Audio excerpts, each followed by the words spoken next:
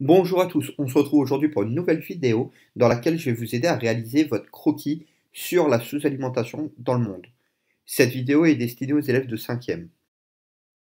Dans un premier temps, petit rappel, la sous-alimentation, c'est quand on ne dispose pas d'une alimentation en qualité ou en quantité suffisante pour rester en bonne santé.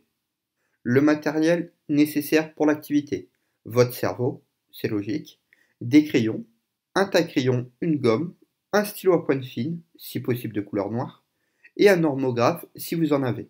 Il vous faut aussi la feuille d'activité, que vous retrouverez dans votre cahier ou votre dossier, ou sur le site internet pour les absents. C'est bon, vous avez votre matériel? Passons à la suite. Voyons ce qui nous est demandé. Nous avons à disposition un fond de carte à l'échelle mondiale, avec la légende fournie, ainsi que des données sur la faim dans le monde. Ces données devraient nous permettre de réaliser la carte. Intéressons-nous à la légende. La légende se décompose en deux parties, en deux éléments.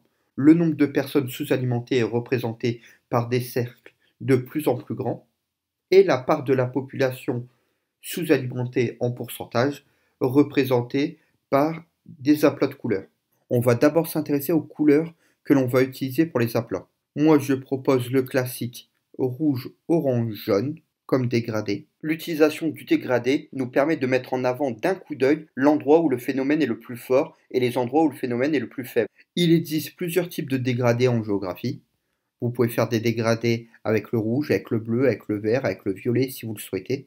Cela dépend énormément de ce que vous souhaitez représenter sur votre carte. Il y a une certaine forme de logique. Quand on travaille sur la disponibilité en eau, on utilise un dégradé de bleu. Quand on travaille sur la population, un dégradé de rouge, plus vivant. Maintenant, on a notre légende. Des cercles de plus en plus grands pour le premier élément et un dégradé de couleur pour le second. Maintenant, on va associer les données à notre disposition avec la légende.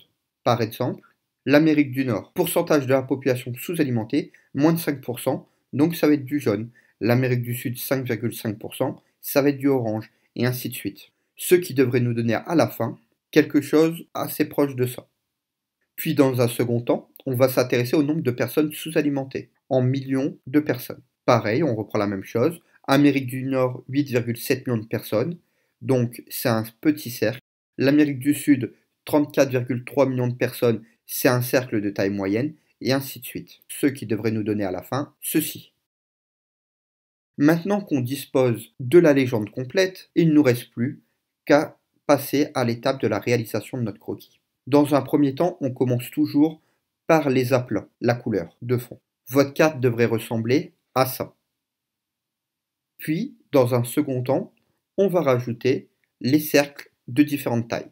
Votre carte devrait ressembler maintenant à ça.